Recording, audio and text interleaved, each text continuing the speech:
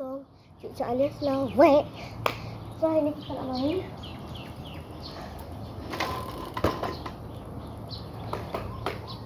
Kasut roda ni.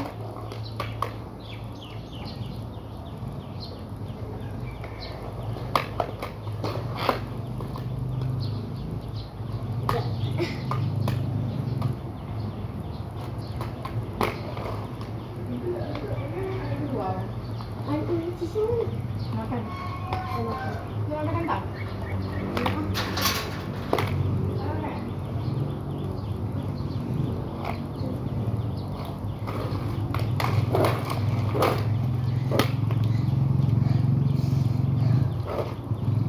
Nak bercakap apa? Main tengok saya main kasut roda saja. Tak nak, tadi saya buat konten kan.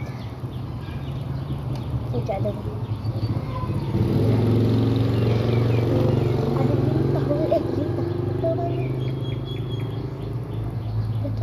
Lipai.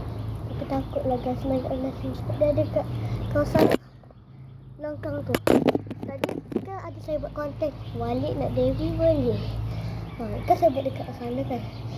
Saya belum mula-mula nak ambil kelapa. Aku Allah Akbar. Kecil aku dia panjang. Gila.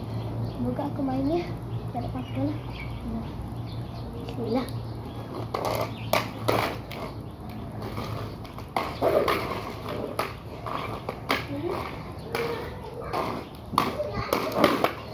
Tapi saya nak minta maaf kalau saya tak pandai nak main. Soalnya nak main? Cici dah makan dulu belum? Makan dulu tau. Makan dulu sampai habis. Ha? Makan sampai habis dalam mulut. Takut nanti.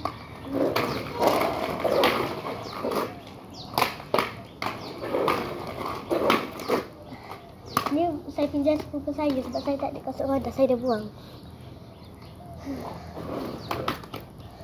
Tapi best main kasut roda. Ni apa panggil ni kali kedua saya buat konten pasal kasut roda yang panjang punya. Jangan.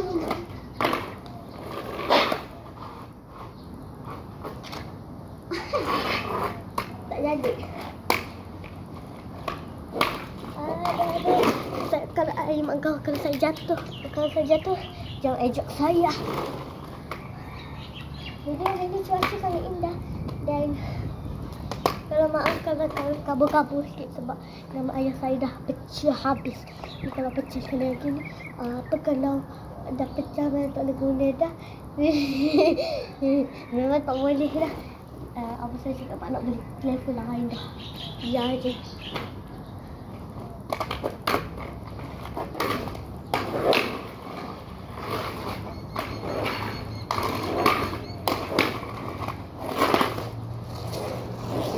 Apalah saya nak main dulu sebab saya nak buat konten shop. Bye. Terima kasih dah tengok saya jalan dengan kasut roda. Kita lari pula dah. Bye.